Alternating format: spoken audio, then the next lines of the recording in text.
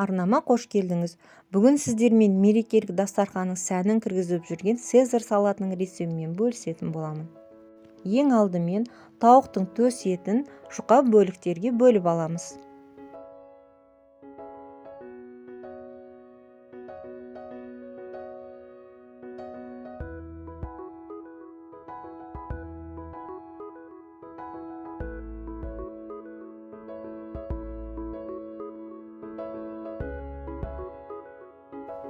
Үстіне зәйтүн майын құйып, тұзды, паприканы салып, жақсылап араластырамыз.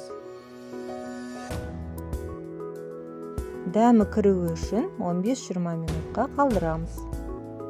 Қызып тұрған пешке салып, 180 градуста 30 минут пісіреміз. Енді айсберг жапырағын дайындауға кірісеміз. Мұнда 600 граммдық айсберг, маған тек жартысы ғана керек.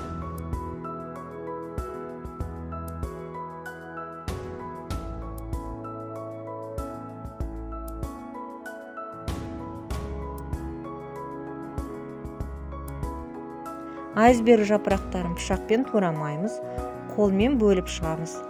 Қатты жерлерін алып тастаймыз.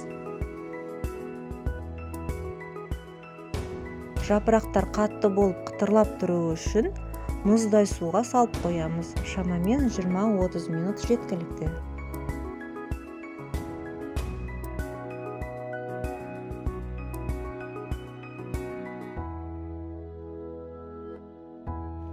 Енді кептірілген нан дайындаймыз. Бізге багеттің 1/4 бөлігі жеткілікті. 4 бұрыштап турап шығамыз. Бәрін бір келкі етіп тураған дұрыс.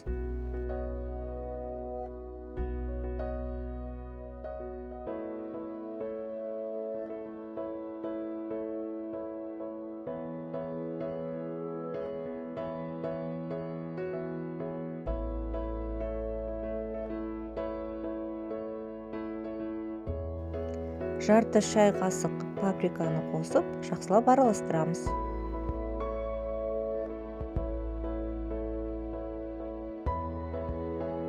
Оның үстіне 2 ас қасық зәйтүн майын қосып, тағы да жақсылап араластырамыз. 180 градуста қызып тұрған пешке 5 минутқа салып аламыз. Міне кептірілген нанымыз дайын. Үстіне 2 тіше сарымсақты ірі ет кесіп салып қоямыз. Осындай әдіспен сарымсақ кептірілген нанға ерекше дәм кіргізеді.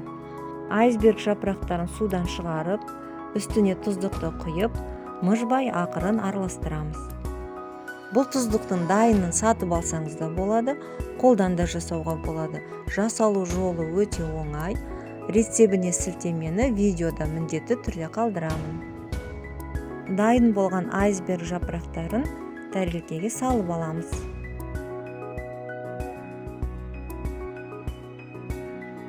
Осыдан кейін басқа ингредиенттерді дайындауға кірісеміз. Қажет болатын черри қызанағын жуып дайындап алдым. Бөдене жұмыртқасын пісіріп тазалап алдым. Тауық еті міне осындай болып пісті. Жалпақ етіп тураймыз. Маған шыны керек, бір үлкен бөлігі жеткілікті болды. Турап алғаннан кейін айсберг жапырағының үстіне әдемілеп тізіп шығамыз.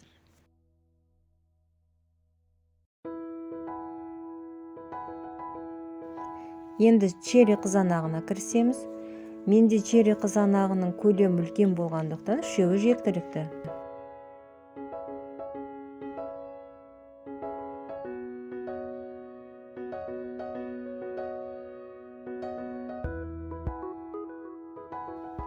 Қызанақты да үлкен бөліктерге бөліп, әдемілеп тізіп аламыз.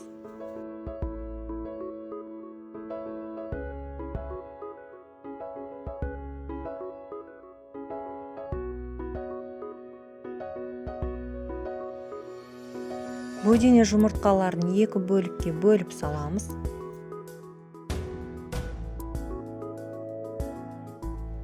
Енді үстіне дайындап алған кептірілген нанды салып шығамыз.